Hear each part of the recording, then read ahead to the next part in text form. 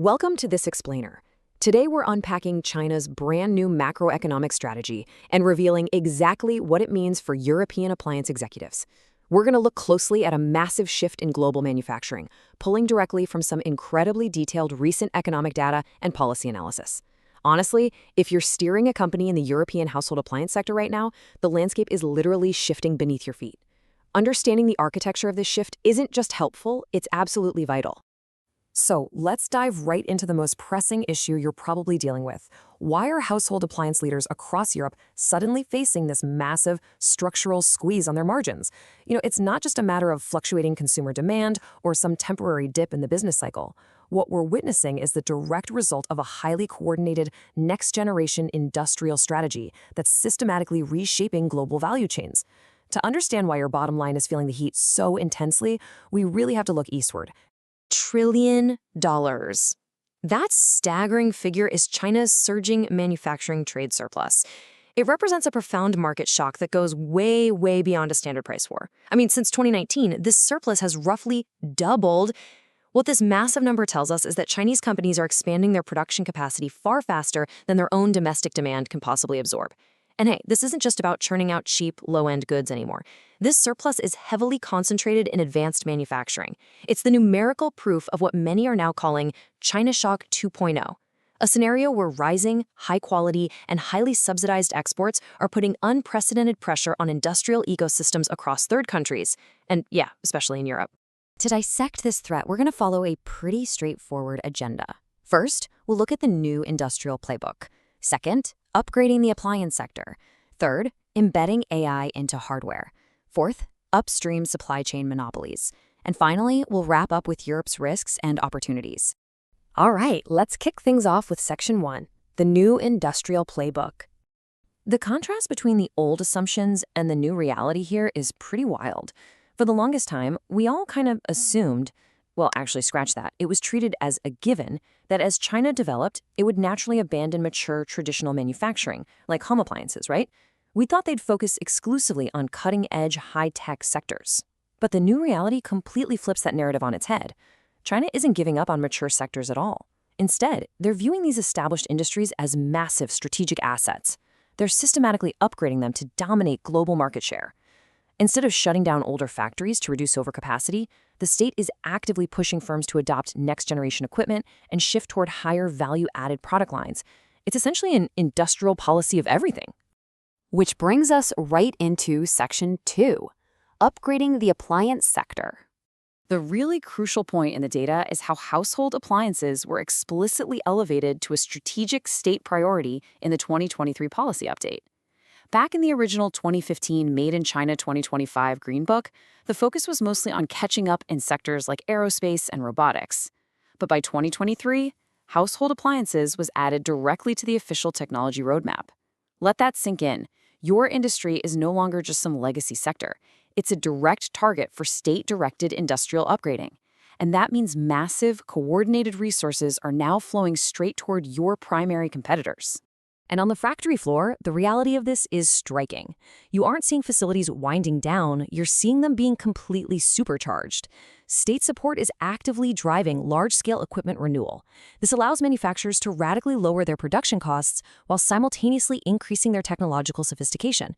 Even when faced with excess investment and severe price pressures, their strategy isn't to cut capacity. No way. The strategy is to upgrade production technologies to capture even more global market share.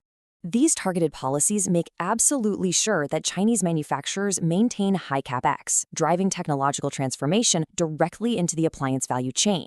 The state is backing financing for digitalization, literally turning standard factories into incredibly smart manufacturing hubs. On top of that, to help absorb some of this massive output, they've implemented domestic trade-in programs. We're talking about allocating roughly 300 billion RMB recently just to stimulate replacement demand for durable goods like your home appliances. But here's the kicker. Because their domestic demand remains structurally weak, the vast majority of this newly upgraded, highly efficient output inevitably flows outward, straight into your core European markets. Okay, moving on to Section 3, embedding AI into hardware. You absolutely have to understand this concept, scenario-based development. It's a total game changer for how Beijing commercializes technology. Rather than just funding research and crossing their fingers that a market appears, the government actively orchestrates downstream market demand. They mobilize state-owned enterprises and local governments to generate massive, real-world use cases for new technologies that aren't even fully commercialized yet. For appliances, this means they're subsidizing the integration of advanced smart tech and AI into physical products way before the open market would naturally demand it. Think about how firms like media are using AI to bypass weak software monetization at home by embedding intelligence directly into the hardware they export globally. You see, in China, consumers are notoriously reluctant to pay premium subscription fees for software. So how do these tech and manufacturing companies actually make money on AI? Simple. They embed it into the physical product. Media is out there marketing air conditioners and appliances that use AI to literally understand user needs in real time. Meanwhile, you've got Huawei linking home devices, cars, and phones through its Harmony OS. They're turning AI into a foundational layer embedded across exported hardware. When European consumers buy these appliances, they aren't just buying hardware anymore. They're buying into a heavily subsidized, highly advanced digital ecosystem. Let's plunge into Section 4, Upstream Supply Chain Monopolies. The timeline we're looking at reveals a massive strategic flip. Just a decade ago, in the 2010s, China was primarily known for downstream assembly, right? Putting together parts that were engineered and manufactured somewhere else. But by 2021, their policy shifted dramatically toward addressing choke points in basic components and materials. Fast forward to 2024, and the evolution is complete. China has evolved from simply assembling our finished goods to aggressively monopolizing the foundational upstream inputs we need to build them ourselves. We are talking about the basic materials, the industrial software, and the specialized equipment required to manufacture literally anything, including European appliances. The growth in dominance here is staggering. The number of products where China commands more than 50% of global exports nearly doubled in just 3 years. It jumped from 192 products in 2021 to 315 in 2024. And we aren't just talking about finished electronics. This includes the critical chemicals, rare earth magnets, and basic components that you desperately need to manufacture your appliances in Europe. They're becoming the factory for factories. That means even if you assemble your appliance right there in Germany or Italy, the upstream foundation of your product is increasingly dominated by Chinese exports. And finally, Section 5, Europe's Risks and Opportunities. When you analyze the blast radius of this strategy, it becomes incredibly clear exactly how exposed European industrial nations are to this intense competitive pressure. If you focus on the high exposure zones, you see industrial powerhouses like Germany, the Czech Republic, and Hungary. These are countries whose manufacturing value added is highly dependent on the very sectors China is aggressively upgrading and exporting right now. The pressure on European industrial ecosystems isn't just theoretical. It's mapped out, it's measurable, and it is happening as we speak. The crucial takeaway here is the sheer scale. Up to $650 billion in G7 manufacturing exports could be directly exposed to these market share gains by 2030, assuming current trends hold. That's roughly 12% of total G7 manufacturing exports.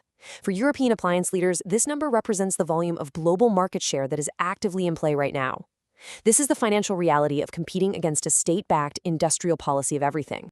So what does this all mean? Let's lay out the imminent risks to European competitiveness clearly. First, expect severe, sustained margin compression.